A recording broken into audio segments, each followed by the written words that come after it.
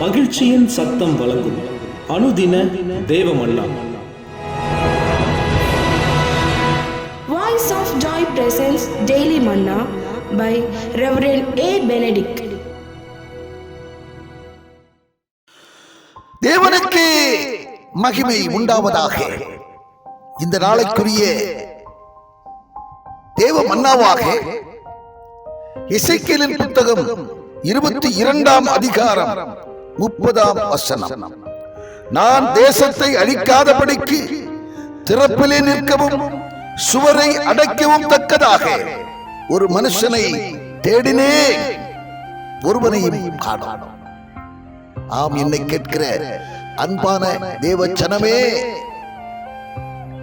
திறப்பிலே நின்று ஜெபிக்கக்கூடியவர்களை ஆண்டவர் தேடிக்கொண்டிருக்கிறார்.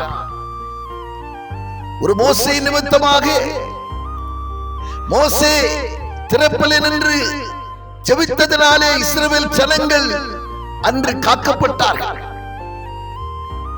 ஆபிரகாம் திறப்பிலே நின்று அவன் ஜெபித்ததினாலே, கருத்தாய் ஜெபித்ததினாலே, போராடி ஜெபித்ததினாலே அவனுடைய சகோதரனாகிய லோத்தும் அவனுடைய குடும்பமும் அந்த பேரழிவுக்கு காக்கப்பட்டார்கள்.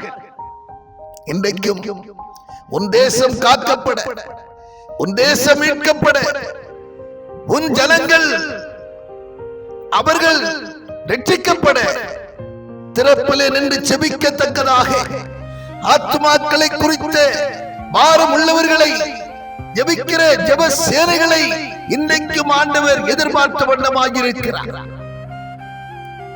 எனக்காக ஜனங்கள் மீட்கப்படத்தக்கதாக ஜெபிக்க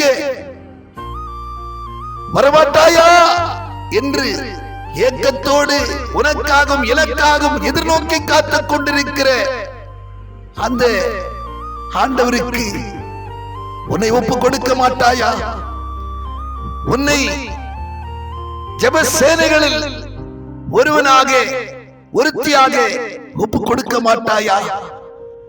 கண்பானவர்களே, நமக்காக தன்னுடைய ஜீவனையை கொடுத்தவர், உனக்காய் நான் மரித்தேனே, எனக்காய் நீ என்ன செய்தா என்று இன்றைக்கும் அங்கலாய்ப்போடு அவர் நம்மை எதிர்பார்த்துக் கொண்டிருக்கிறார். அவருக்கென்று நம்மை நாம் ஒப்புக் கொடுப்போம். ஜெப பங்காளனாக நாம் நம்மை ஒப்புக் கொடுப்போம். அதற்குரிய பலனை கர்த்தர் நிச்சயம் தந்து நம்மையும் நம் குடும்பத்தையும் நம்மை சார்ந்திருக்கிறவர்களையும் ஆசீர்வதித்து எல்லாவற்றிலும் நம்மை மேன்மைப்படுத்துவா என்கிறதிலே கொஞ்சமும் சந்தேகமில்லை. ஆமென்.